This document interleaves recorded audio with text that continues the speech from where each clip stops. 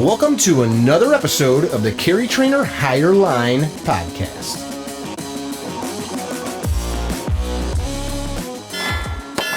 Hey guys, welcome to another episode of the Carry Trainer Higher Line podcast. We've got our friend Mike from MrGunsNGear, not and, it's NGear. Gear. You've had a successful YouTube channel where you talk about guns and gear, and I believe you have some military background, which you don't seem to talk about a lot. Maybe you will. Your name is Mike. That's all we know. You own 5 businesses or operate 5 businesses, and the powers that be in social media land hate you. That's true. That's absolutely true. They hate everything about you. They hate your beard, they hate your channel, they hate you paying your bills. I messaged you about this podcast, and then you had to message me through somewhere else, and you said Instagram had just deleted your page that you recreated after they deleted the other one. Correct. Yes. So my original page was MrGunsNGear. That got deleted probably 7 or 8 months ago now. I think I had like 170,000 followers, and then my backup page, which was MrGunsNGear stock.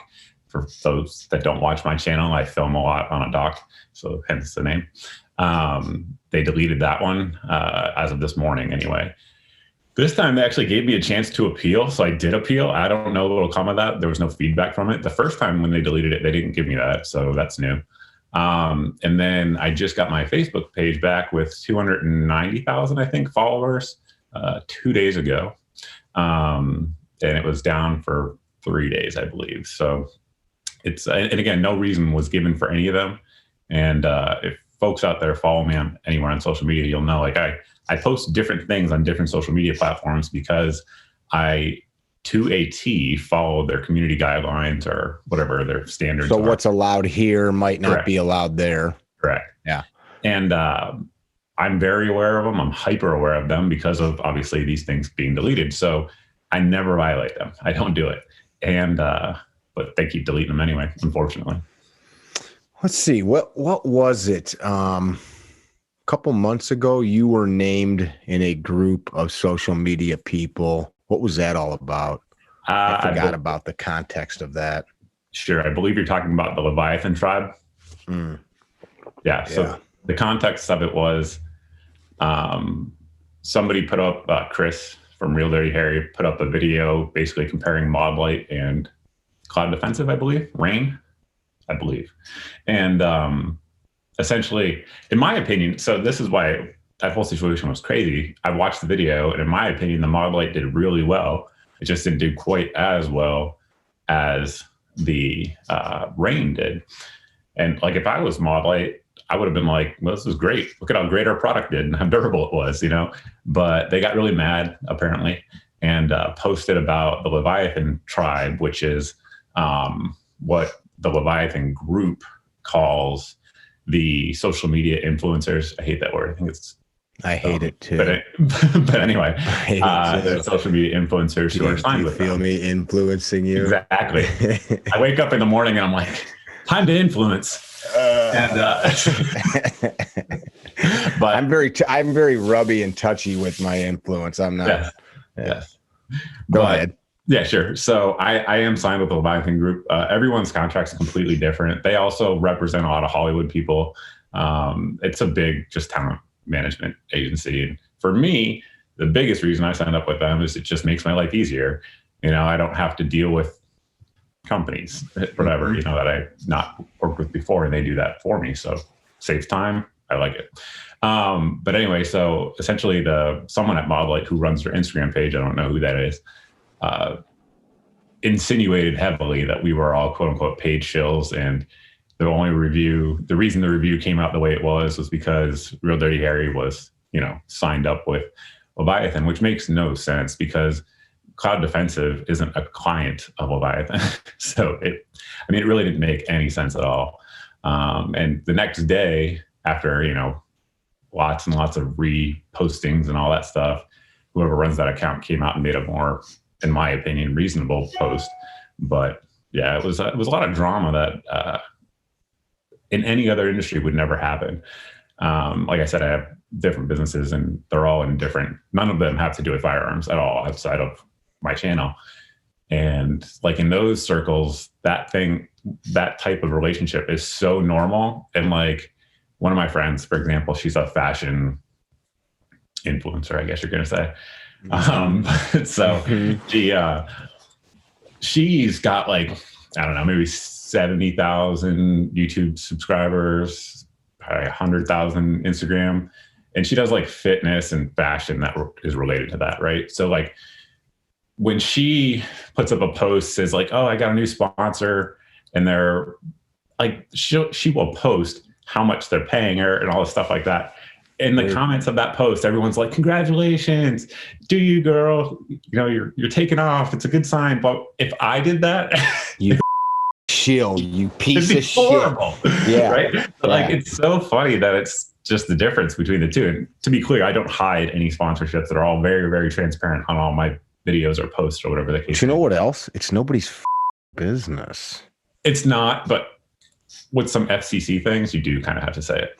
I mean, like I was talking to a friend of mine that's a famous gun writer, and there's some people that say all those gun magazines, you just pay, play, and if you pay your $20,000 advertising, they'll write whatever about your product. And that's sometimes true, but it's not always true, because I know a bunch of guys that'll just tell them like, no, the product sucks, we're not going to showcase it. And of course, it's all advertising in that capacity. Magazines exist so that they fill it up with something entertaining, and then they fill up the rest of it with advertising so they can make money and earn a living. But this community of people is strange. On our private Facebook group for instructors, I had shared something about a concealed carry insurance company that I do work with. And I did like a deep dive like 4 or 5 years ago. I called all these companies. I asked for information. I had emails. Hey, this company does this. Like, what's your response to that? And of course, all the information these companies put out is what they want you to see. Like Goodyear doesn't tell you our tires are great, but they wear out and fall apart at 40,000 miles or whatever. They just tell you all the great stuff. And all I did was say, hey, this company has offered a 10% discount to the people in this group. Here's the link. I support them. They're great. Watch the video we did. And people are like, F you. But like they freaked out. And then like guys that are part of another insurance group were talking about it. And I said, could you imagine being like at the bar or at, just whatever, a bunch of dudes sitting on a fishing dock? Like, you're a State Farm guy. You have homeowners through State Farm. Like I'm an Allstate guy or I'm a Farmers guy. Like I can't even hang out with you anymore. Like how it's just completely idiotic that sounds. It's true. And it's a perfect analogy. Another good one that's going to happen here in the upcoming weeks on my channel is I purchased it full price. One of the Hungarian, I can't think of what that it's called now. SBDs, Hungarian SBDs that was brought in. What is that? Okay, so an SBD is a designated marksman rifle that many ComBlock. Is that an AK platform designated marksman rifle? Not. It's actually not. Okay. It's got a short stroke. It's a little bit different. Look this thing up. But so Hungarian ones, just on the background of this, have never been brought into the U.S. before ever until 2 weeks ago. And I don't remember the name of the importer by the time was it Our Guns near Chicago? No. SVD or SBD? B, Victor. So like venereal disease. Got it. Exactly. Yes. In Mother Russia. But so anyway, the Hungarian version has never been brought in before. And these things, whether it be a Chinese one, a Russian one, any of the variants that have come in over the years have appreciated just insane amounts. Like if you try to get a Russian one, like a real Russian one in America right now, you're looking at like $30,000 to $40,000 for one. Wow. So anyway, this one came in and the price was under $7,000. Just, I don't know if the price is public or not. I'm not sure on that, so I don't want to say it. But point is, I looked at that and I was like, well, in about 2 years, that thing's going to be worth, $14,000 because it is. It's just how it works. Only 100 of them have ever been made. and only 100 are coming in. So anyway, so I bought one, but the controversy has been that Copper Custom, which is owned by Tim from the Military Arms Channel, partially owned by Tim, there's several owners, is the one selling them. And they put them up on Gunbroker. I just saw his page came up as the one when I Googled it. Yeah. So initially they put them all up on Gunbroker just because they didn't know what to price them at, and people got mad and said that they were, profiteering and stuff like that off these guns. And it was a huge thing. There's meme pages all over Instagram and stuff going crazy. I mean, I just think that's nuts. Of course, you should not earn a profit in business. You should aim to sell things for less than you purchase them for, and then go bankrupt and not let the market decide. I think that's the perfect answer. I was like, well, that's smart. Just do that. That works. We'll figure it out. And it just went crazy. And so point is, I'm going to put pictures of this up over the next couple of weeks and do a review of it. And everyone's going to be like, I'll be in all the memes too. I know it. I don't care. It is what it is. It's a cool gun. Why do you? I've thought about this a lot. I get sometimes guys will comment on stuff that I put up, and I'll get messages like, "Hey, you're an asshole." I try to ask a question, and no, you didn't ask a question. You said something inflammatory and insulting, and I responded to you politely, but in kind, how you needed to be. I mean, I don't call people names or anything, but you're just used to people just saying flippant responses back, you being like the folks in the ethernet out in the world, or out on the other side of the screen. And I've thought about this. I know all kinds of people that enjoy firearms and train and consume content. Some of the broadest swath of society, but there's some weird man. And they're the vocal ones. So they stand weird out. People. The normal ones that just watch a video and click like and don't say anything, they're quiet. So dude, I'm out of here. This video, have to go through the time to, this guy's just going on and on and on to tell you why they are about to click to the next video. It's interesting. How do you deal with that? Do you even pay attention anymore? So I don't respond to that. The only thing my kind of general rule of interacting with the audience in terms of responses I don't particularly like, I guess we could say, is just a basic rule, right? So if you were sitting here in my house and you said whatever you said to me, if I would tell you to leave my house and get out of my house, I'm going to tell you the same thing in my comment section. It's just all there is to it. And you're going to get, I'm the same way, banned or whatever the case may be. But if you question me, I have zero issues with that. Number one, because I'm not always right. I understand that, and I don't want to be wrong. That's not how I want to be. If you question something I say and I'm wrong, man, I want to learn that too. You know what I'm saying? I have zero issues with that. Or if you question, it's people, again, with the money thing, people are like, did whatever company pay you to say that? I'll answer them correctly or, truthfully, or just stuff like that. I don't mind that at all. But it's when they start hurling insults at me on my page, they're like, no, I don't think so. How'd you get into this stuff? How did you get into, I want to go back and talk about some of the censorship stuff, but how did you get into, you've got about 600,000 subscribers on YouTube, and then you've had hundreds of thousands deleted from Facebook and Instagram. How did you start this?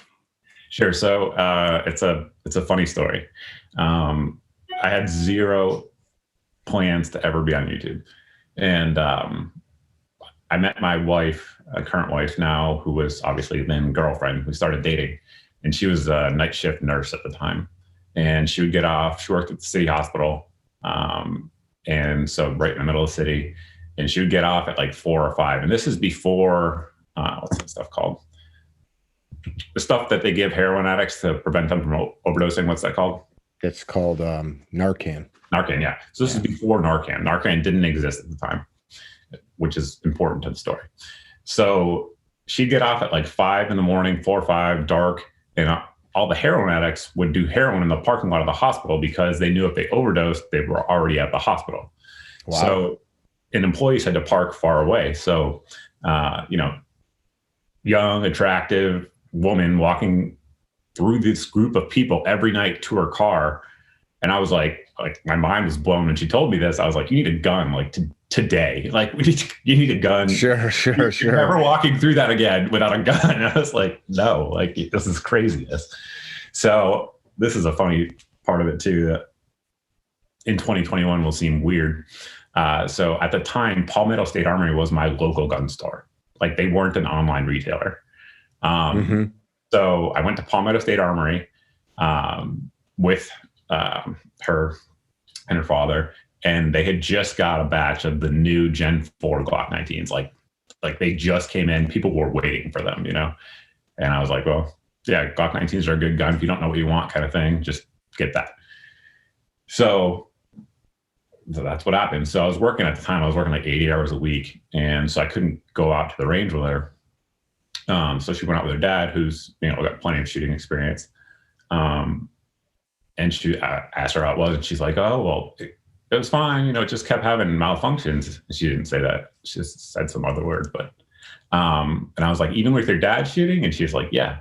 And I was like, that's weird. Because, of course, I think limp wrist, right? That's the same thing you're probably thinking. But her dad's plenty of experience and is a grown man, you know? So I took the gun, went out, like just out in the country, found a big tree and basically fired off a mag into the base of the tree just to see like what the heck was going on with it. So it malfunctioned with me shooting it, correctly holding it with like federal ammo. You know, there's no reason it should have happened. So again, I load another mag, do the exact same thing, have like 3 malfunctions. So I go on Glock Talk, which is a forum for the people that don't know. And there was a whole thread about, you know, the new Gen 4s. And intermittently, people would be like, yeah, I just got one. It's not working right. It's having all these malfunctions. And everyone's like, you're just not holding it right. You just, you know, all this stuff. And like, and so I put mine in there too. And everyone's same thing. They're like, you're not holding it right. You're using trash ammo, blah, blah, blah. So I was like, fine. So we went out to her parents' land, which is in the middle of nowhere. And basically I just had her take a camera, which was probably recording like 360p. We didn't know anything, no editing, no nothing, right? But I knew you could embed a YouTube video on the forum. So I was like, I'm gonna take this video, me holding it correctly, using good ammo, and show these retards that it's not me. That was all I was gonna do, right? So that's what we did. And so we went out there, tried to fire 2 mags through, malfunction after malfunction after malfunction, proper grip, all that stuff. And I embedded it. So back then, this would have been probably, I don't know, 2011, 2012, somewhere around there. Back then, your email address, your Google address with YouTube was public. Like, so people could click on your channel and email you. So the video went crazy. It just went viral because there's all these people with Glock 19s having this problem. And I was the only one who had a video on it. And the vice president of marketing for Glock USA emailed me and was like, hey, I should mention also that before I made this video, it actually went back to Glock once and came back. And they said it was fine. I truncated that timeline there for the story, but that's an important point. So I had to pay shipping and everything to send it back. So in this email, he's like, we'll cover your shipping and everything. We need to get the gun back. I was like, okay, fine. So months go by after I ship it. And if anybody remembers the whole drama with the Gen 4 19s, they had to basically re-engineer about 5 or 6 parts. And it took them months to do it. So my gun didn't come back for months. And anyway, when it came back, it was a brand new gun. And it worked. So he emailed me follow-up and he was like, hey, can you do another video showing that it works now? And I was like, sure, whatever. So the next time we were out at the range, like no rush, I was like, whenever I get out there, you know, we'll do it. So I did, and I embedded it back in the Glock Talk forum. And I didn't do another video for years. I mean, literally years. And the thing that prompted me to do another video was somebody in Glock Talk messaged me and said, hey, I commented on your video, but something. I don't remember what his response was after that. But I was like, I didn't even know there was comments. So I was like, comments. I was like, huh, it's like, Well, yeah, what's that? so I look it up. Sorry about the text. But so I look it up, and there's all these questions in the comments, just like every other comment section. And so there was one of them that was like, hey, I just got this gun, but I don't know how to take it apart and clean it and lubricate it. So I was like, can you make a video on that? And I was like, sure. So I did, right? So I made a how to clean and lubricate a Glock video. That was my third video. And again, point and shoot camera, no mic, no lighting, no editing. I didn't have any editing. It was just one cut, just go. And yeah, so it was my third video. And then I probably made an average of one video a month for another 2 years. And then 2015 is when I actually started to like think like maybe this is something I should do somewhat seriously, if that makes sense. Like I actually bought a camera that was designed to shoot video for the first time. It was like $300. I was like, this is big time now, big time commitment. Sure. So showing up with your Amazon tripod and exactly. I still have an Amazon tripod to this day. But yeah, that's how it started. Totally unplanned, and then just kept going from there. Now you're a little bit political too. There's all kinds of people in this space. Some guys just talk about guns. There's some guys that all they talk about is the political stuff. There's some guys that just, are goofy. You kind of do a little bit of the gear.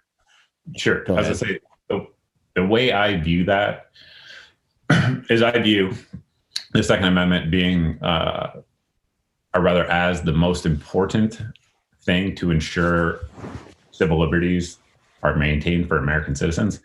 So I don't consider myself to be like a political activist per se, but anything having to do with civil rights, like actual civil rights, not made up civil rights like we have today, but like actual basic fundamental civil rights. What do you mean by made up civil rights?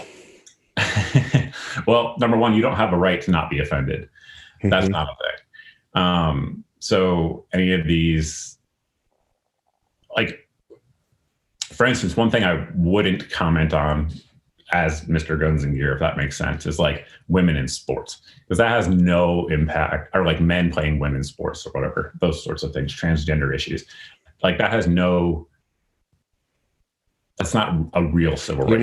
You're not gonna use your platform to comment on things that are outside of the scope of the platform. Is that what you're saying? Correct.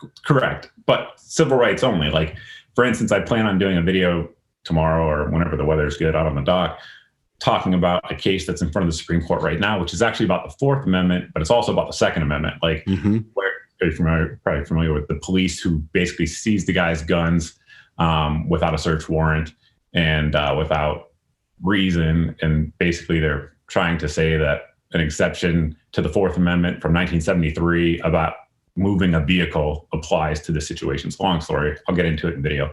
But the point is that Fourth Amendment civil right is a real civil right. Your right to not have your property searched without your your effects, your papers, your that home. Is a real civil right. That's not a made up civil right. That's a real one. So in cases like that, it's right there in the correct. That was the Bill of Rights. But so things like that, I absolutely will talk about. Limitations on freedom of speech, anything like that, I do. But I won't talk about like women, transgender sports. Like that's not a thing. That's not my lane. So. What do you think about something? So I've got a background in lobbying and in affecting legislation, and I'm constantly talking with guys. I do talk about it in our classes for certain. I talk about it online.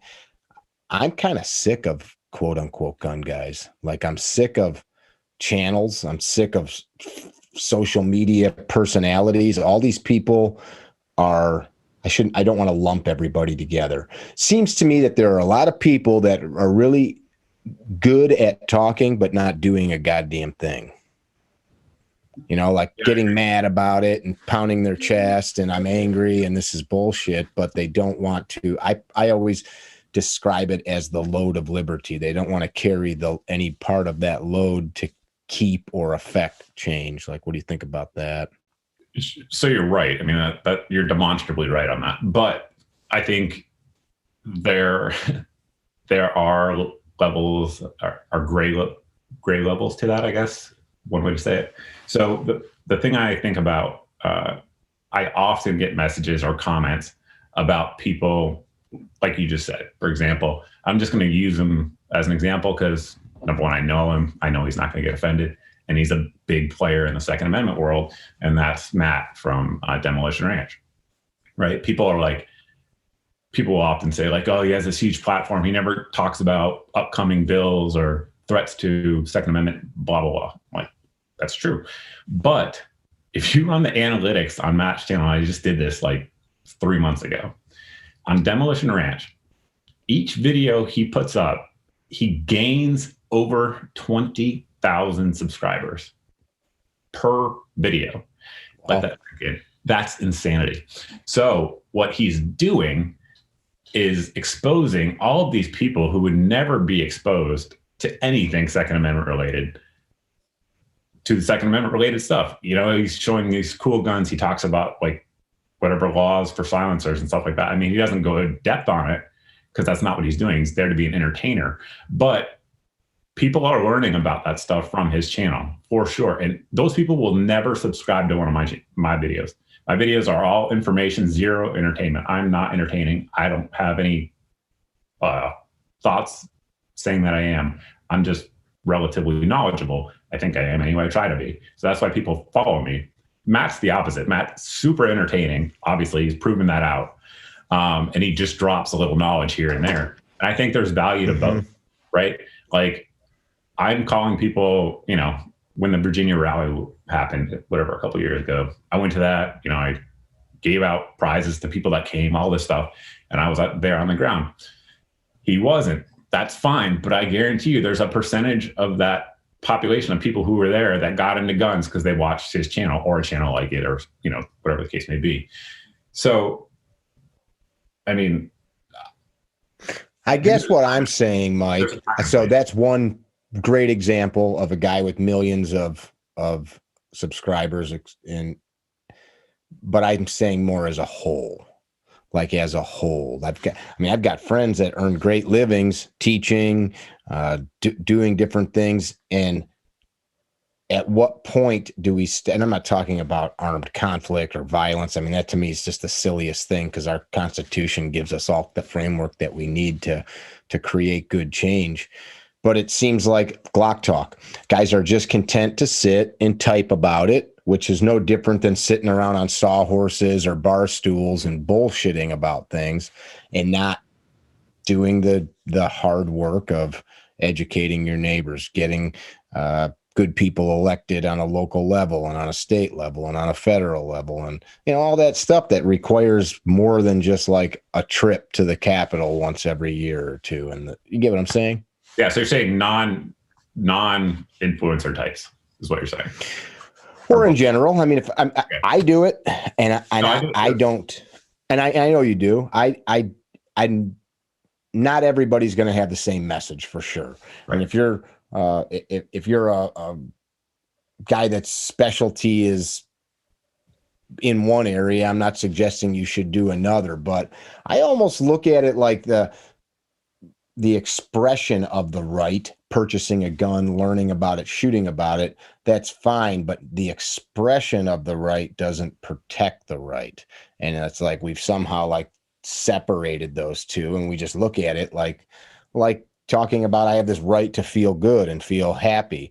No, you don't. Like, but it's just, we gun owners have this same concept that I have this right to this thing, but I need to do nothing to maintain it. It was handed to us, and I'm not willing to take my turn to keep it around. Does that make sense? It does. And I agree. But I don't think the gun community is any different than America at large in that Agreed. regard. Agreed. So, for example, the Patriot Act, right? When it was passed, I give people a pass, I guess you'd say, for thinking it was for our good or whatever the case may be. But nowadays, there's been actual like Senate hearings with investigations and stuff. In those hearings, officials from intelligence branches and law enforcement have said literally it's not stopped a single attack, not one, right?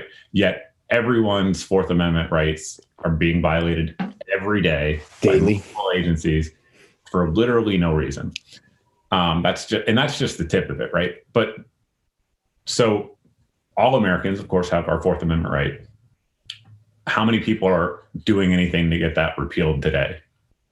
None, right? So it's at least firearms owners, some of them are doing something. Sure, sure. And I'm not saying nobody's doing anything. That's no, I know. I just think in America, we're apathetic, and it's going to be part of our downfall one way or another for sure, because Americans are fat, dumb, and happy. It's just what it is. And so many don't know anything else. Like so many of them have never been abroad. And if they've been abroad, it's been to like Europe. Like go places where people don't have these liberties and see what it's like. You will come back and cherish them more. I guarantee it. I absolutely guarantee it. Yeah.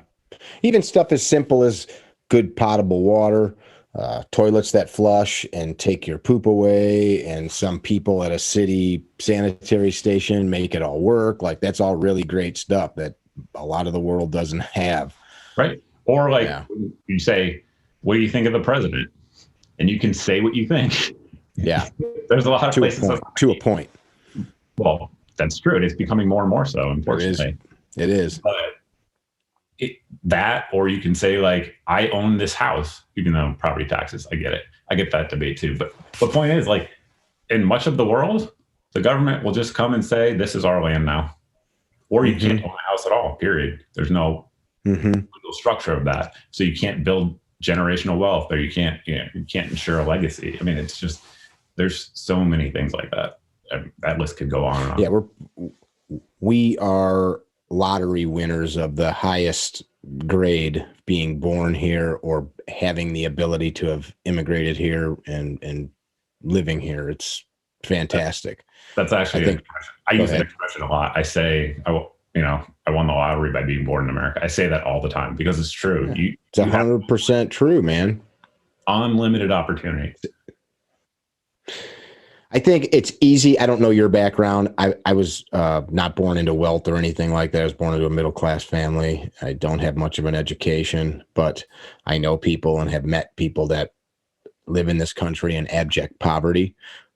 Got an uncle that's a retired carpenter that it's pretty cool. He travels around the U.S. with an organization called Samaritan's Purse. They go around the world, but in the U.S., they'll go to Appalachia, a lot of places in Appalachia, Alaska, to communities where you're like, Jesus, this is like third world kind of living conditions for West Virginia or Kentucky, or, in some of the river communities in Alaska and other places.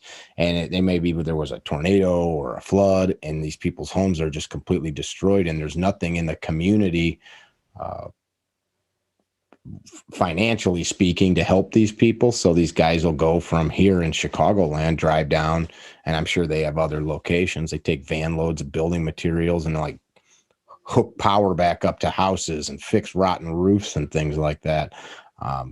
My point is, even in that condition, you've got dudes driving up to your house and rebuilding them. That stuff doesn't go on in other places unless it's us coming there. And then those people still, it's hard, but they have the opportunity here to do the old bootstrap. And I know it's hard, and I'm not, some guys hear me say that and they're like, it's not easy. No, it's not easy, but it's not easy. Yeah, but you can still do it, and it's lawful and possible. Absolutely. To that point, one of my friends, she works at a Christian organization that they do similar things where they go around the world, and they're down in Honduras right now. And last year they got hammered by two hurricanes back to back. Like mud literally filled people's entire houses. And of course, the government there was saying, oh, yeah, we'll help you. We'll help you. We'll help you. It's been 6 months. No help.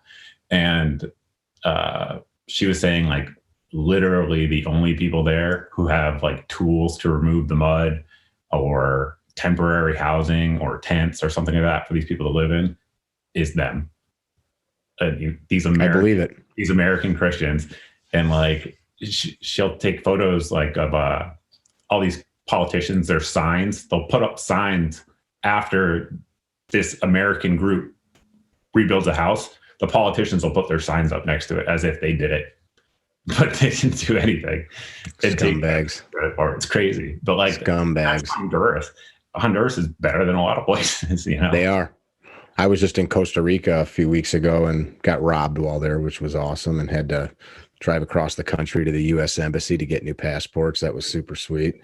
But like even though that country has San Jose, which is like this beautiful city with museums and art and architecture, you get away from that, man. It's instantly tin shacks with tarps on the roof and donkeys walking around the town, and first or third world living conditions. No good water sources and abject poverty. Yep. Yeah. True. I had a friend that was down in Puerto Rico. We've actually got some family there, but a friend of mine was down there after the hurricane, and we're still hearing about it. The stuff that we sent them, and crime bosses, mayors, all kinds of people just took these connexes full of American goods that we sent there to help these people and took it for themselves, and shit rotting out in the sun that could have got handed out for people to eat and drink and have access to. So I'll say half of that's still sitting in the port right now. Is it? Today. Yeah, because they can't get the approvals to distribute it. That's crazy. Bureaucracy. It's crazy. Talking back to where we started with, censorship is an interesting word, because you brought up before we started recording these social media platforms like this one that you guys listening or watching. These are broadcast through all kinds of areas: YouTube, Google, iTunes, all these different places, and they all have operating agreements between us and the corporation. And oftentimes when we think of censorship, people often bring up like Nazis and book burning, and this is different because it's not a constitutional right of free speech being censored by government. I think a lot of people, and then I'll shut up, forget that the Bill of Rights is between us. This isn't me talking to you, Mike, but the folks listening. The Bill of Rights is between us and the government. It's not between me and Mike or me and you. It doesn't protect people from people. That's tort law. And like, it's why you can sue somebody. That's what that's for. And folks often think like, oh, my First Amendment rights are being infringed upon by Facebook. No, they're not. Facebook's not the federal government or the state government. So go ahead, talk about that a little bit. Sure. Because you've gotten hammered. So I agree with everything you just said, number one.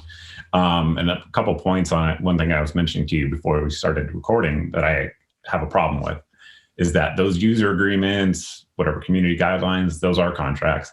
And only one side is being held to account on that. So when they violate them, which they do all the time,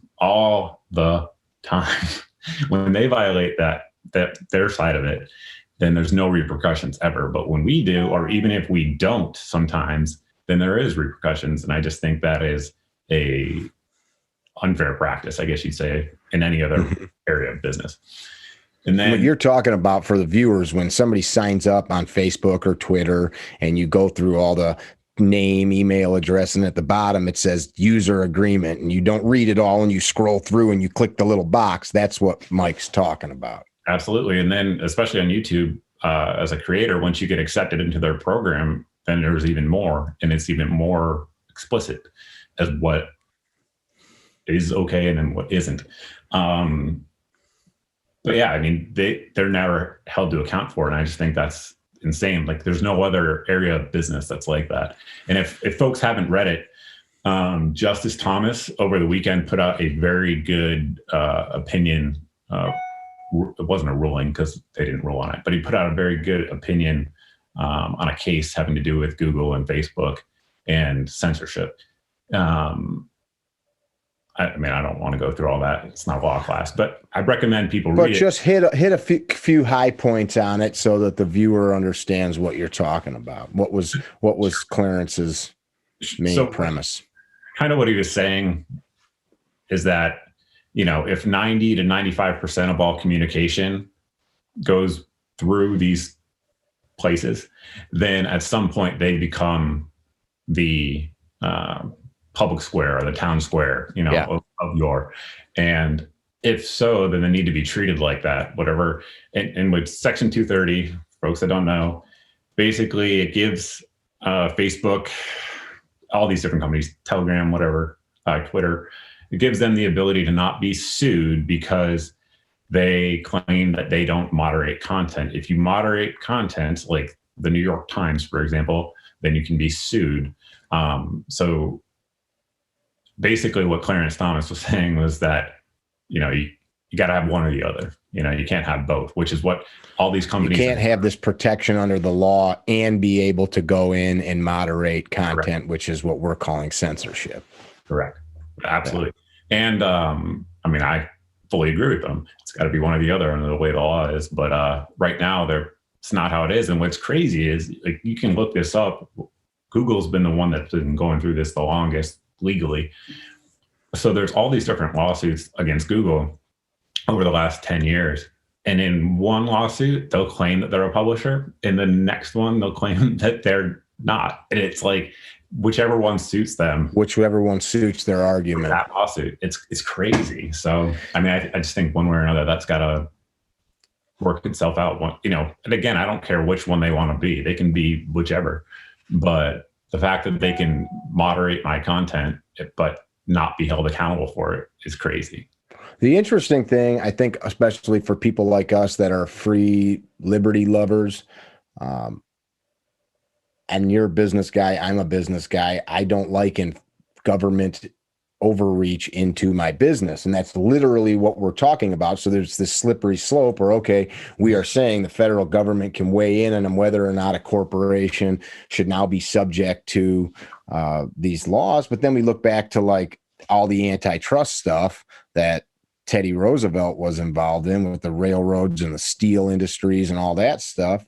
And thank God that they busted all that stuff up, because like the railroads and steel industries and all those corporations at that time, man, that was more powerful than government.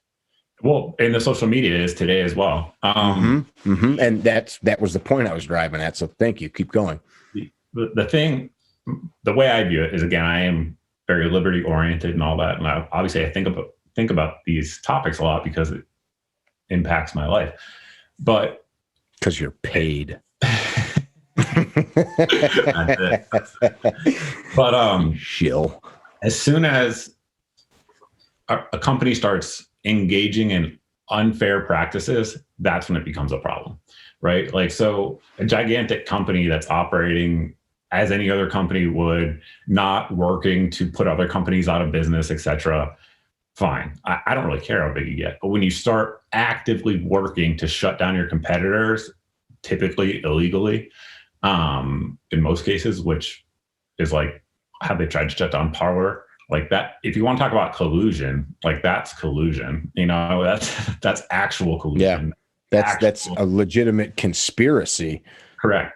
And yeah. It's legitimate by the legal sense. It's illegal, right? Yeah, you can't do that. What they did, you can't do, but they can, right? They did it. So that's when those things become problems, in my opinion.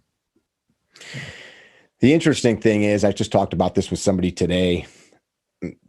There's a state rep that used to work here, one of our reps. Her name was Barb, and Barb would always say, "It's good to be king," and that was her response to, we're the rule makers, and you get. And she wasn't saying it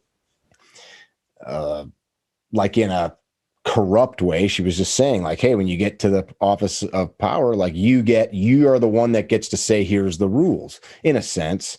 And like, if we have to have some moral and ethical construct to what's right and wrong. And that's the part I think that people forget, because you remember YouTube 15 years ago. I mean, you could watch people chop others' heads off or mutilate. I mean, just whatever sick ass stuff somebody filmed and uploaded.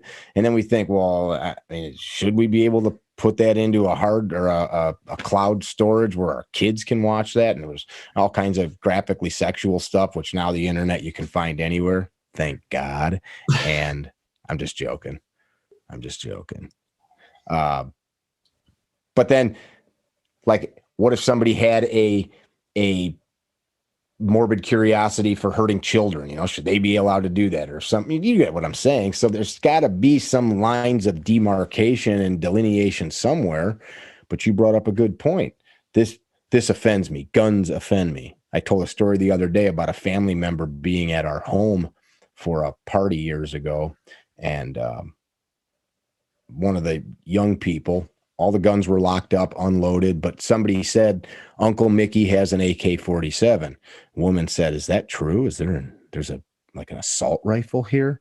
And I was like, yeah, there's probably a lot of them. They're like, what do you mean? There's a whole, there's closets full of them. She grabbed her family and left. It just so bothered her to think about that. But then I tried to put myself in her position. Like, I thought, oh, you're an idiot. But then I thought, okay, this is a young mom seeing school shootings.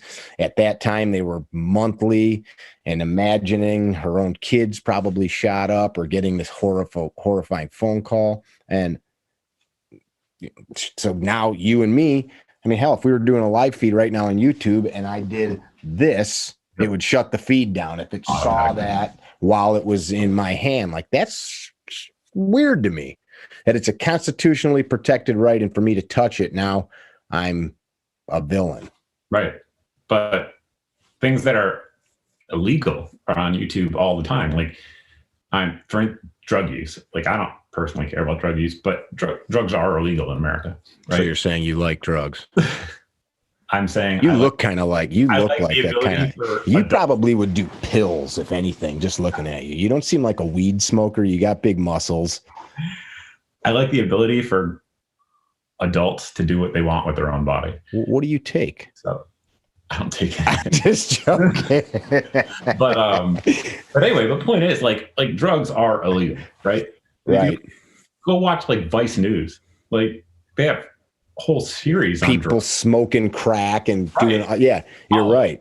Yeah, it's weird. And nothing for that. I mean, that's nothing because they're telling the news. They're bringing it to us like it is, I guess.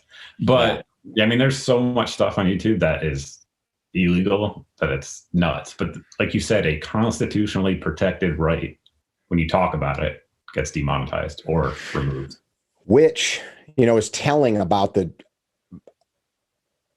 people say, well, that's just the corporation and their hierarchy. No, there's a lot of people across this country that are of that same mindset. Like, screw that. In the new 21st century, we don't need that stuff. We don't have to have these same things. And it brings up some deep philosophical arguments about who we are and where we're going. Yeah. I don't think it's going in a good place. That would be my. No, I don't. I'm working very hard to personally challenge people to study our history objectively, though, because I'm also not one of these people that thinks our founders all sat around and had Bible verses and prayer meetings. And I mean, these men were womenizers, many of them. They had slaves, they drank, they partied. Some of them fought very hard so they could have slaves and party and not pay taxes on their whiskey. And no, it was for religious freedoms. Well, yeah, that was for some of them, but I think big picture, though, it was the same thing we all want. I want to be able to light a fucking fire in my backyard and not get yelled at by the county board. I want to be able to drive my dirt bike on Sunday morning, but I also remember I don't want to piss the neighbors off, and I want to be able to. You get what I'm saying? I do. I think it's the same thing. You said it earlier. Adults should be able to do what they want to do. As long as they don't harm others. Absolutely. Yeah. but I think our founders were historians, and they realized that democracies fail, and they realized that men are inherently flawed, and they set up a system designed to do as best as possible within those within that understanding, and they did. And I often say that literally the solutions to every problem we have in America today is in the Constitution. It absolutely is. If we would just do that, then the problems would go away. They would, or they'd be different, or whatever the case may be. They wouldn't be what they are today. Like you said earlier, it has a framework to solve everything that we're dealing with. But I guess we'll go there. But if we're going to predict like going forward, why shouldn't we go there, Mike? Because people get why shouldn't we? But no, people always ask like, what do you think is going to happen with this or that? But if you look at what's happening, not what's going to happen, but what's happening right now, is that the seeds of state secession are already happening. So while there's not a shot at Fort Sumter yet, look at years ago. And for those of you guys that don't know what that is, that was basically the impetus of the Civil War as a real battle. Right. Keep going. But like, over 10 years ago, California said they weren't going to follow, marijuana laws, for example. Mm-hmm. And so like, so that's like a form of secession.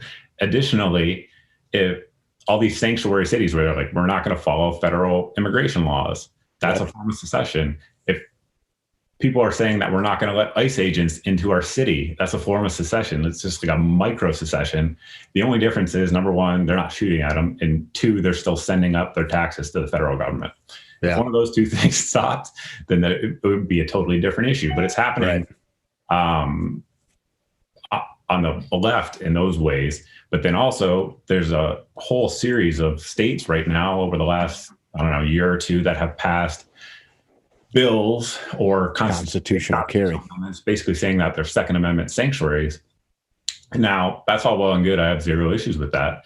But that, unless that's enforced with force, it has no force. So like many people may be familiar, but there's a soldier that was stationed in Kansas, and he bought because Kansas has this law, basically where if anything is made in the state, sold in the state, not transported out of the state, then it's not subject to any federal gun laws. So a kid buys a suppressor, young soldier, made in Kansas, owned in Kansas, ATF comes, arrests him, and arrests the guy who made it. Under state law, that was perfectly legal. And honestly, under the Constitution, it's perfectly legal, but not under current federal laws. So unless that sheriff was willing to put a security detail on those two people for 24 hours to keep, the federal agents away, then that law means nothing. And people are like, oh, are you advocating violence? I'm like, no, I'm not. But I'm just telling you the reality of the world. Like when I deployed to Iraq, there was laws against Americans carrying around guns in Iraq. But you know what I did? I carried around a gun in Iraq because I had force, right? So it's the same thing at the end of the day. But I think that will continue to happen on both sides, where states just completely ignore the federal government, an edict one way or another. And I think eventually, in the social media age, I do not see a shooting war happening within America. It's just not. I'm with you on that. It's not. No, it's just not reality. Like the 82nd Airborne Division, it's not going to shoot people who like seceded in Texas. Like, it's not going to happen. Like 0% chance of that happening. And there's not enough people think like, oh, there'll be some. I've got a family friend that's a conspiracy theorist. He's like, UN troops will come. And I go, if that happens, that's a whole nother story. Like that's just, there's not enough UN troops coming to Frenchmen and German soldiers are not going to march into America because the UN doesn't go anywhere as it is. That'd be one of the we're paying unite America. But it sure would. But, I definitely think the reality of a state, and it could happen on either side, absolutely saying that we're just not acknowledging federal law anymore is perfectly plausible within the next 30 to 40 years.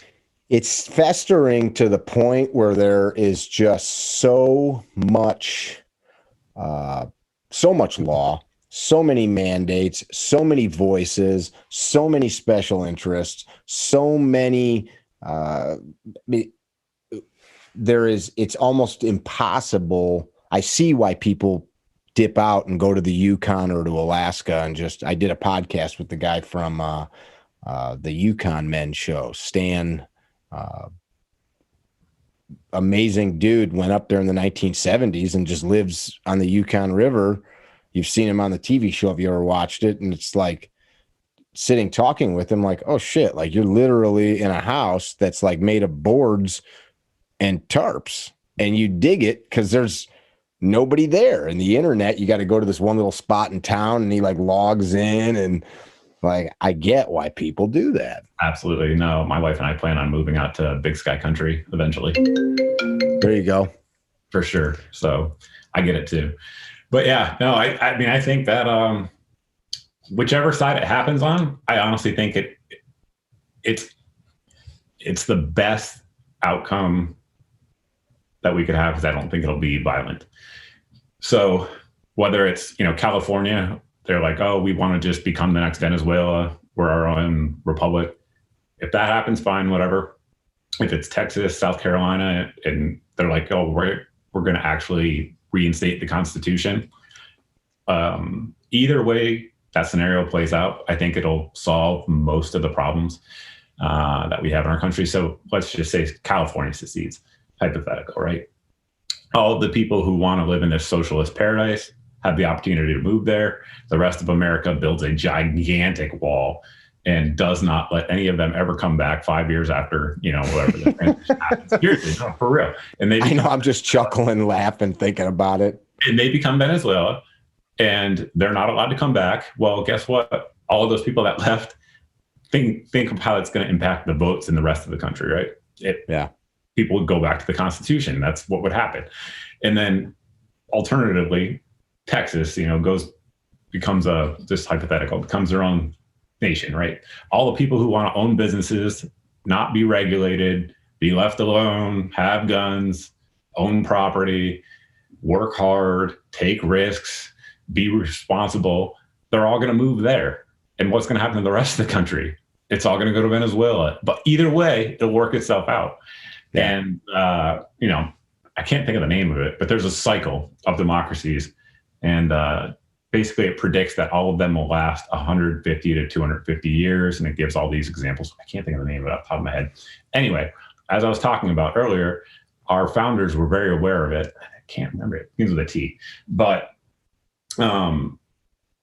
they did everything they could to prevent it, but we're still going that way. It just is what it is, unfortunately. And like I said, I think ultimately that's one of those two scenarios happening is the best thing that could happen for the problems that we face in our country at this time. It's called the Tytler cycle. Yes, correct. Anybody who doesn't know what that is, look it up. Courage, liberty, abundance, selfishness, complacency, apathy, dependence, bondage. Every time. Yep.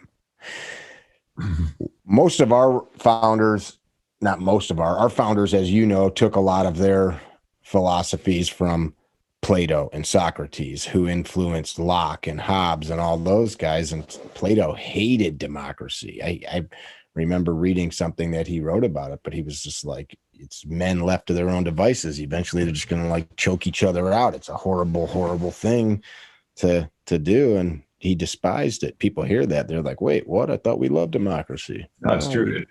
The most clear modern Western example of that is the American Revolution versus the French Revolution. Mm-hmm.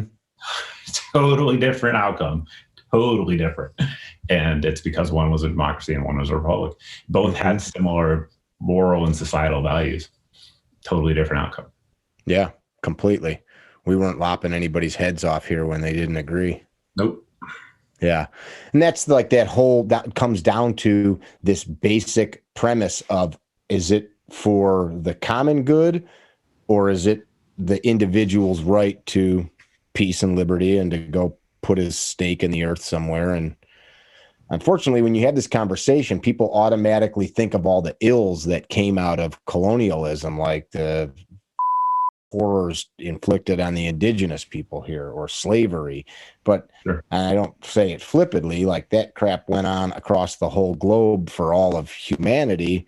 So you can't just like isolate it and say like, okay, America's bad because of. No, You can't even. Sometimes I talk about this shit, and I'm like, man, I'm gonna get in trouble just for saying like I've stopped saying American Indians, not because I'm scared of that, but like I've got friends that are Lakota, and they're indigenous people, so like we're like having to change our vernacular now and the way that we speak and communicate about these things. Yeah, I mean, again, every country has ills. Like that's just the way it is, and there's still slave markets today. I've been to a slave market, like in person, like they exist. It's not going anywhere.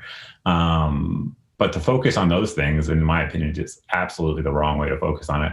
I just saw a news piece somewhere, I don't remember where, but basically it was a Reuters survey of Mexico and Central America, and it said that 40 million people, based on extrapolating their survey, of course, would move to America if they could from those areas. And there's a reason for that. America still is the last, city on the hill. It just is. It's the last shining star. Every time I meet somebody that's from Eastern Bloc countries or from South America or from Africa, I have a sister-in-law from Uganda that came here as a child.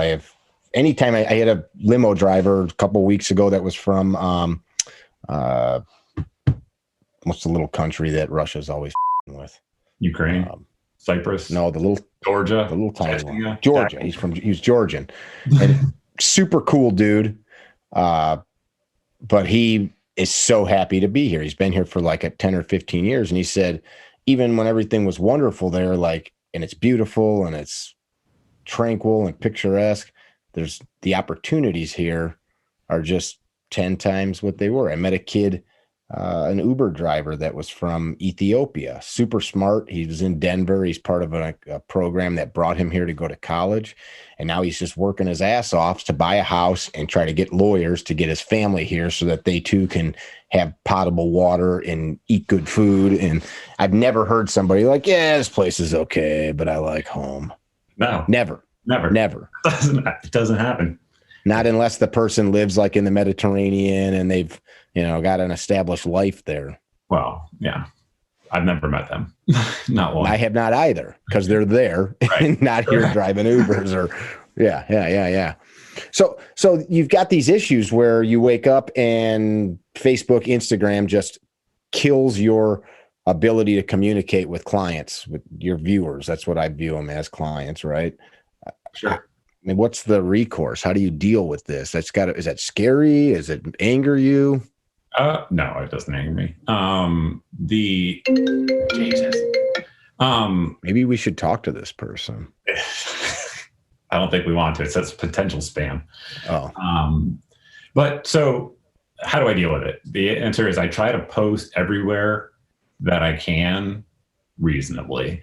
So I can't post everywhere all the time because I'm one person, right? I don't have a staff, not for the channel. So I try to, put it out everywhere, decentralize it as much as possible. Whatever content I put out.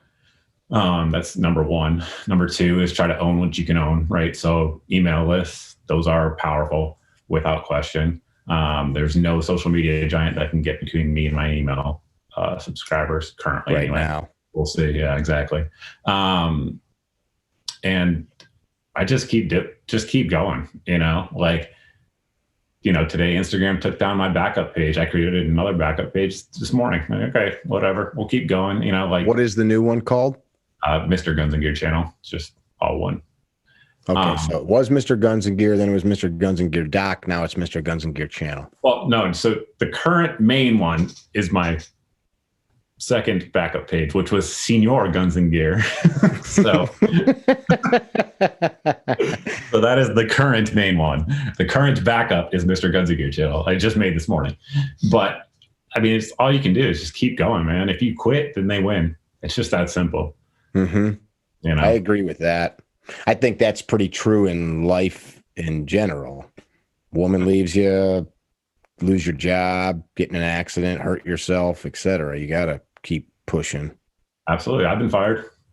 You know, I get it. You just got to keep going. Why did you get fired? What kind of employee were you?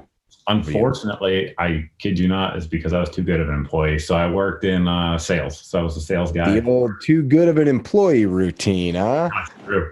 I worked in sales for DHL, and I built up a huge clientele base in Charlotte and Miami. Those were my two regions. And basically, it got to the point that I was making so much in commissions that they were like, we can just let this guy go and still retain all the accounts and not have to pay him his commissions. Wow. So, corporate America. Yeah. That's nice. Yeah. That's horrible. Yeah. Then it was good. So I looked at it as an opportunity. So I'd always wanted to join the military. That was my job I had when I came out of college. And I was recruited for it. So I didn't even apply for any jobs coming out of college. What did you go to school for, Mike? What's that? What did you go to school for? So I have degrees in marketing, finance, linguistics, Korean, and Korean culture. But I went to my undergrad for finance and marketing. Interesting. Initially, that was my first. That was coming out of college. I went to UNC Charlotte, and at the time, you know, this was pre-housing bubble, all that crap. Like, the economy was good. Like I said, I got recruited for jobs out of college. So, like, think about that compared to today. It's very different. But so I was kind of like, I got this job I couldn't turn down because it was like I had all these great job offers. You know, it's like, I can't just turn this stuff down. Opportunities don't always come around, you know, kind of thing. Yeah. So did that, and then I got laid off or fired rather. And I was like, well, guess I'll join the military. You made yourself obsolete. Yeah, exactly. So and I joined the Air Force after that. That's like, if I didn't get laid off, I would have never joined the Air Force and then never joined the Army. And then, you know, the story would have been totally different. So sure. Yeah. What'd you do in the Air Force? So I don't talk about all of that stuff publicly. And the reason is, got it.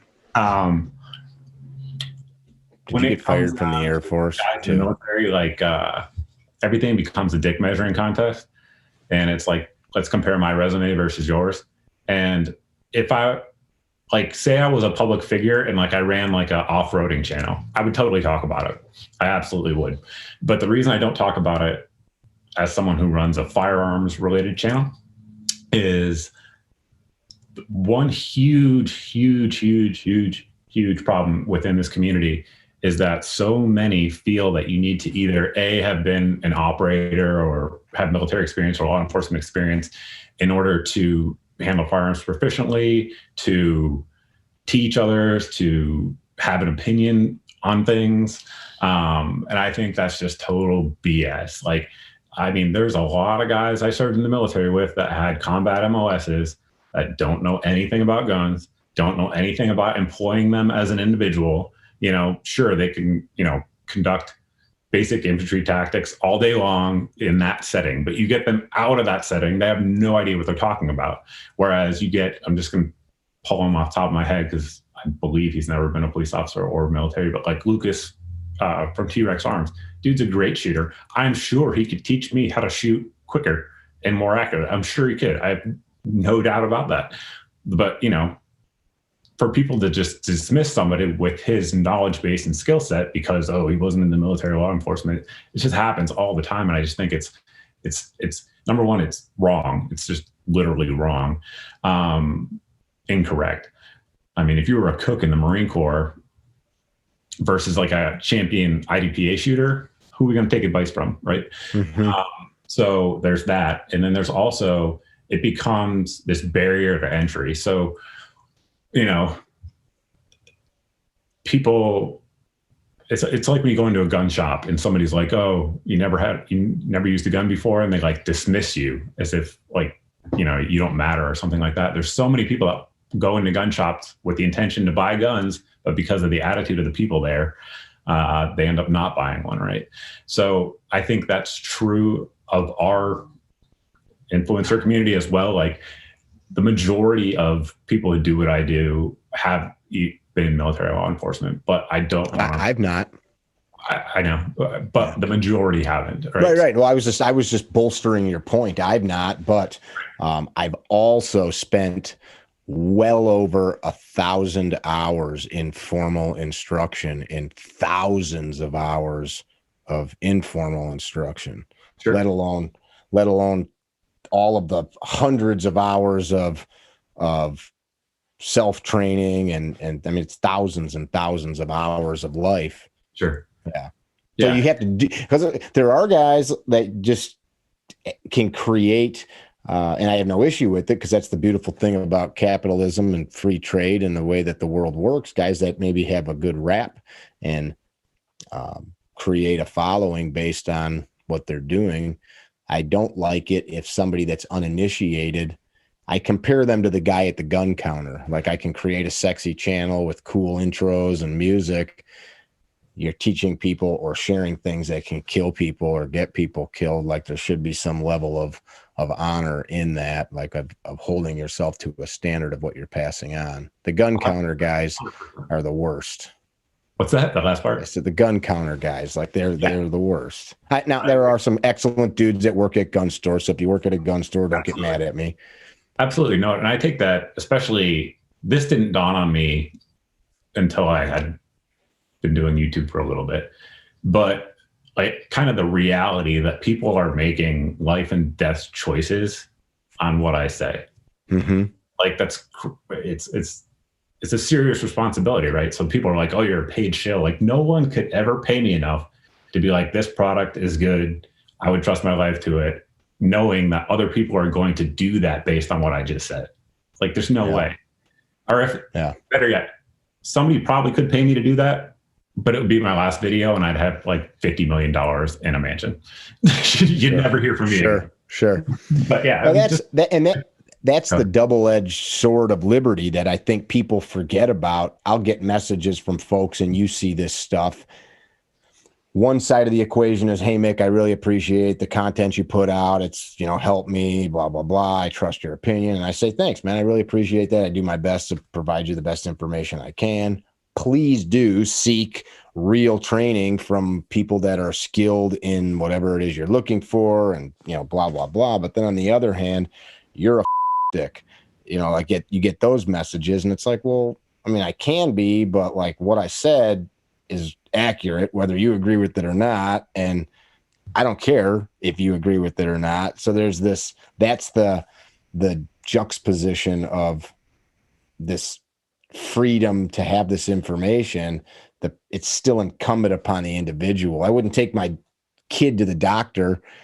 Well, this doctor watched some YouTube videos and you're going to find a doctor that went to medical school and got trained and understands all of the things that they're about to do to your kid before they start cutting on them. And people, this is life and death shit. You have to treat it like you would. Well, the airline pilot, he watched YouTube videos. He's cool. Let's do this thing. Just, gun her up and wheels up. Let's go. Exactly. Right? Exactly. It's weird. A friend of mine said, every man thinks that he can fight good, grill, and drive, and shoot guns if you want to add that to the mix. And most guys drive for shit. Most guys are not good drivers. Like they can operate their car, but like I can't go get in BJ Baldwin's race truck and I would crash in 2 seconds. I mean, I probably could drive it, but if I try to drive it like it's meant to, or get in a Ferrari or something, I'd hurt myself. I don't have skills like that. I can grill meat real good, but I can't go work at a big city steakhouse and start preparing meat for 50 people an hour. Like we have to know our limits too. For sure. Yeah. There's a lot of ego in it too. And that's a unique thing. It's not unique, but it is found often in the firearms community, firearms in general, people invest their ego in the item, right? And it's true with cars too, for sure, without question. Yeah, sure. You drive a Chevy, you're an idiot. I drive a Ford. Right. Yeah, exactly. But like guns are the same I do way. believe that too. Do you drive a Chevy? No, I drive a Toyota. but no, guns are the same way. Like their egos are invested in it, which is crazy. Like when I say something bad about a gun and people own it, like they get offended. I'm like, it's a piece because I chose this, and you're saying that if it's bad, then I don't have the ability to make good choices. It's crazy. But like, did you ever see my video on the G2C Taurus that I dropped in the garbage can? Yes, I did. And Pete, I get messages. It was a year or two ago. Like, this guy doesn't know how to shoot a gun. I didn't say I'm like a world champion, but I mean, I kind of know how to, like, if the gun's loaded and I press the trigger and it doesn't go off, and I press it again and it doesn't go off, and I press it again and then it does. I don't know what else you want me to do, man. The thing's a piece of shit. Optimal. Yeah. No, and it's true though. But like Taurus is a good example, right? So I actually work with Taurus, and if anybody can go on my channel, put Taurus MrGunsNGear in there and search, see what you see. But literally, I think it's 50-50 right now of my videos on Tauruses have had to go back, and those are guns that they sent me for review. But the good thing about Taurus, say what you will about them, is they respect honesty. They have no problem with it as a company. They take the gun back, fix it, get it back to you. Yep. But in my videos, I show it malfunctioning, and I always mention, like, this is a budget gun. Like, there are better options. But if all you have is $159, and there's like a Taurus 38 special there, it might be okay. That's kind of how I frame it, because it's true. Somebody who can't afford a $250 gun but can afford a $150 gun, like, that's a very real thing for a lot of people. $10 sneakers are better than being barefoot. Right. Correct. Exactly. And if you just left your abusive boyfriend, you have no money, and you want to defend yourself, and he's threatening you, like, or you're having to walk through a parking lot of heroin junkies every night or something like that. Yeah. It's better than nothing. So anyway. What's next for you? What's your shirt say, by the way, as well? It says it's a free country, and then it has a disclaimer. It says rules and regulations apply. Offer not available in most states. Is this your shirt? It is, yes. Available. People buy that on your website? It's on Ballistic Inc. website. I don't carry any inventory. It is a rule of mine for the channel. I refuse to do it. You do, and I'm sure you understand why. But but I have a different business model. No, I know. I'm just saying. I'm also not a hand model like you are. True. This is true. What's next though? For the channel, honestly, much of the same. I want to do more, and I've done some. I actually it would have been right around the time YouTube changed their gun policy last time, which was probably like 12 months ago, 11 months ago. I just started a series on like full auto tutorials, like how to convert, like I did a 2-part series on how to convert a AR-15 to a machine gun, which at the time was perfectly fine. Now you can't do that anymore. But I want to do more stuff, because I do have a SOT, so special occupational tax. Which to you viewers means that he's legal through the ATF to do this stuff. Sure. Yep. And I'm not telling you that. I'm telling the listeners. Gotcha. So that's what that means, Mike, that thing you paid that money for and filled out all those papers. And continue to fill out papers for. Exactly. But I want to do more just to increase the knowledge base about those items, whether they be full auto, explosives, any of that stuff. Because, and people, like, when I did that AR-15 video, every 4th message or comment is like, what happens when ISIS sees this? ISIS knows how machine guns work. Like, I assure you. Yeah. We already have them. Yeah. Okay. Right. Right. But I think that knowledge should be, freely and widely available for anybody in America, because I do believe that restricting the ability of Americans to easily obtain these items is unconstitutional. But I say that going forward with YouTube's rules, it's kind of sketchy. But now, because alternative media really is growing, at least for me anyway. Which platforms are people finding you on? What's these alternative media? Sure. So Parler for me is still big. I reach before they took the apps down. Unfortunately, that killed a lot. But before they took the apps down, with 35,000 followers on Parler, I reached more people every day than I did on Facebook with 290,000. I reached more every day than I did on YouTube with 600,000. That's crazy. Just think about the way that app back up now. No, the apps will never be back up because they removed it from the App Store. However, go there on the website, it still works perfectly fine. So that's been good. Telegram's been crazy, really, really good for me. The engagement there is awesome. Yeah, I mean, those have been really the two big ones in terms of alternative media. And then I'm also now, in terms of video, over on the Warrior Poet Society network. Oh, cool. So there's no restrictions on what I can do on any of those platforms. So I plan on making content for those platforms on those subjects for sure. That's awesome. What do you think? Let me rephrase that. For people listening, what are some things that they can do to help affect meaningful change in the things that we're talking about? So I break it down into macro and micro. During this past year, with all the riots and things like that going on, obviously new gun ownership was huge. So if you are somebody who owns guns, shoots guns, things like that, and you're listening to this, well, then within your sphere of influence locally, you are the gun expert, right? It's just the way it is. So I am that person, even outside of running the channel, right? Within my friends and my wife's friends.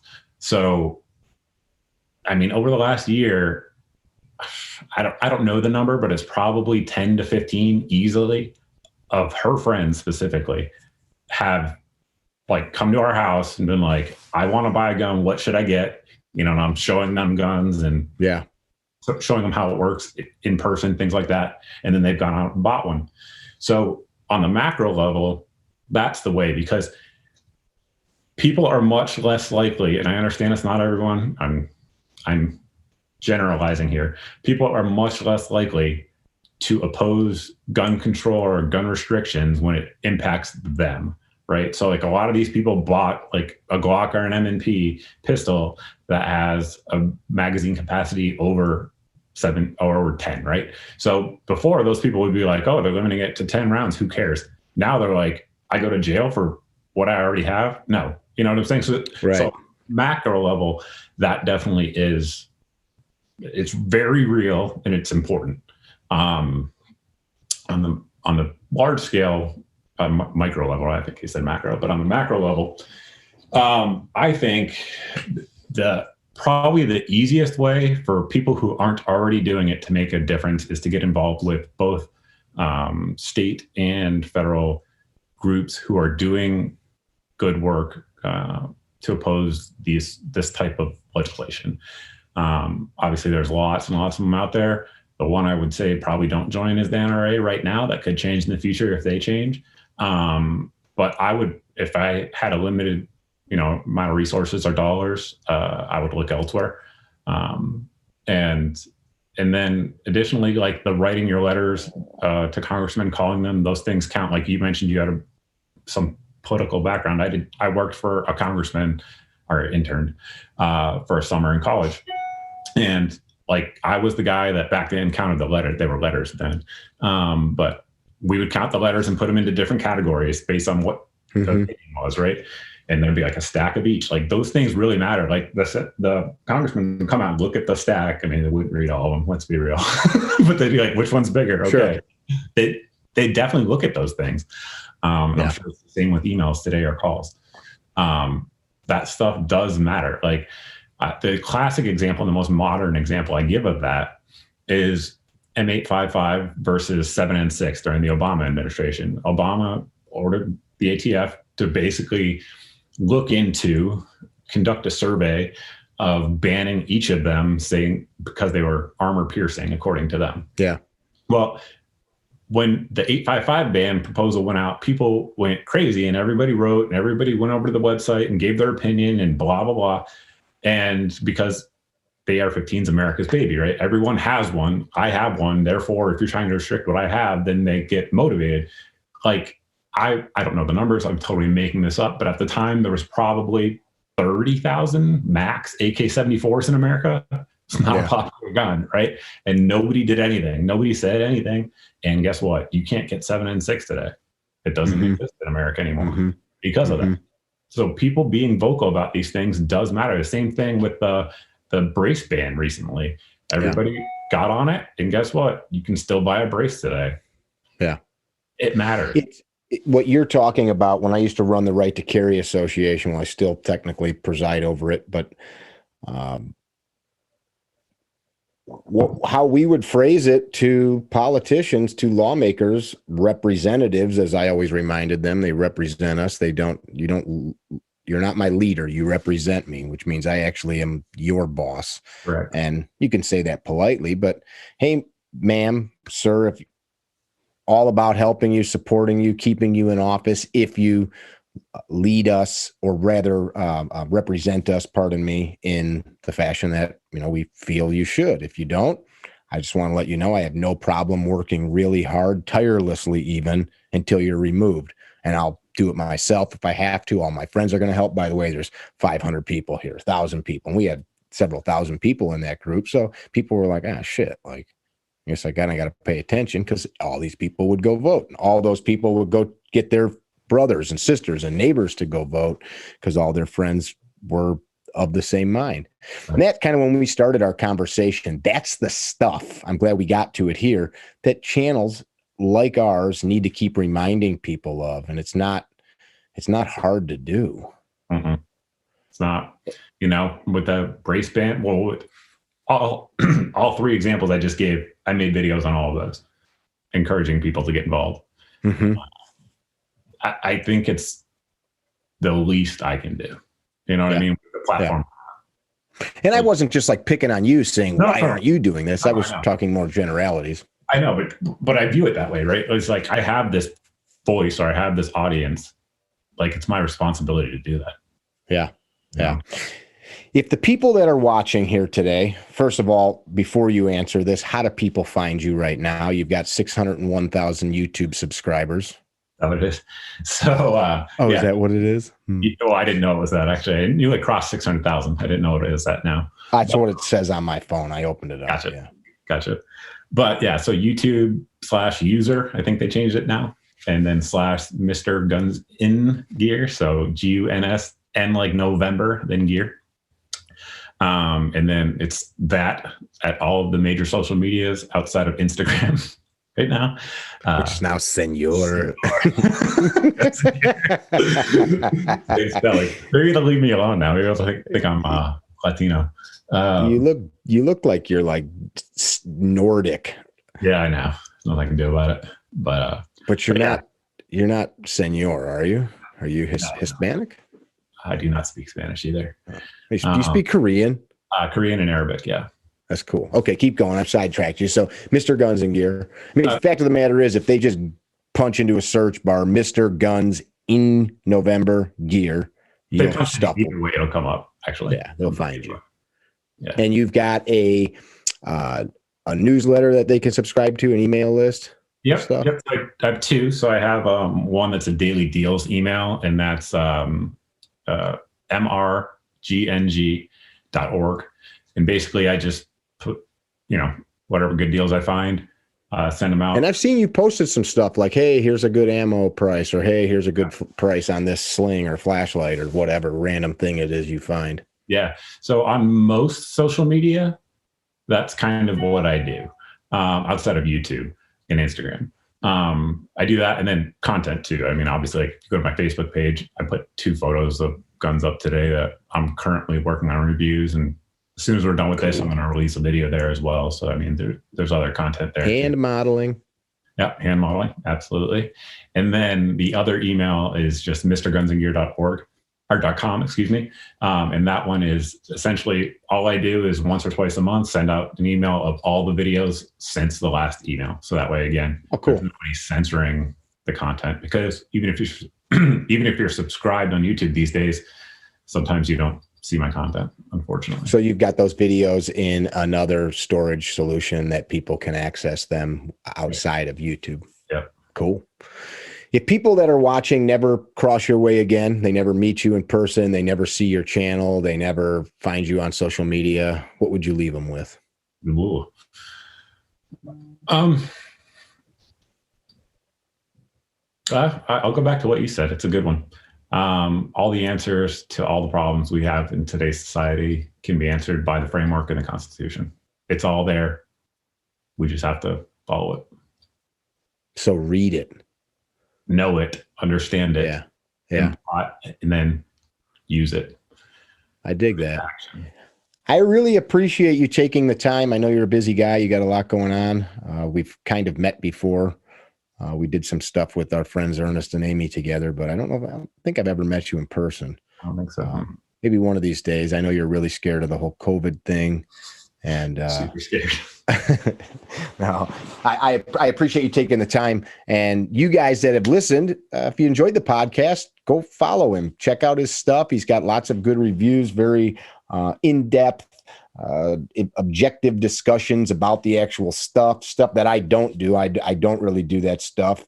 He does it well, talks about the different bits and parts and how things are put together and what they do and why. And I actually look at his stuff often if I've got questions about certain things, so that then I sound like I know what I'm talking about. That's how we learn. Yeah, exactly. I think that's called tacit knowledge, right? Knowledge passed on from one mouth to the next. Be well, don't be dickheads, and follow the higher line. Be well. Visit our website, carrytrainer.com, for information about classes held throughout the U.S., Carry Trainer apparel, and upcoming projects. You can also email us at training@carrytrainer.com for information about setting up your own private course or speaking engagement. Training@carrytrainer.com or carrytrainer.com.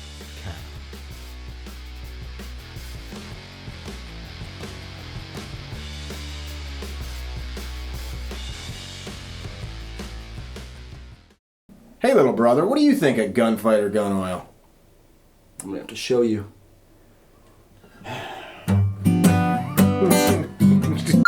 Hey, Steve, what do you think of gunfighter gun oil? Well, Mick, I said, hey, Steve, what do you think of gunfighter gun oil? Well, Mick, I have to show you about that.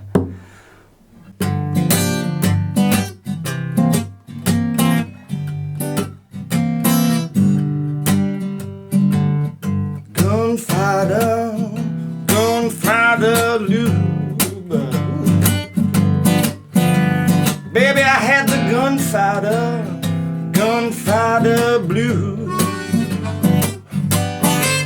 But then I got me some gunfighter lube. Let me tell you about it. Made in the USA. Amazing lubricity. Amazing adhesion, baby. 100% synthetic. But it's gonna last you. Gunfighter gun oil, baby. Took away my gunfighter blues. I'm still working on it, but you know. So you like the lube?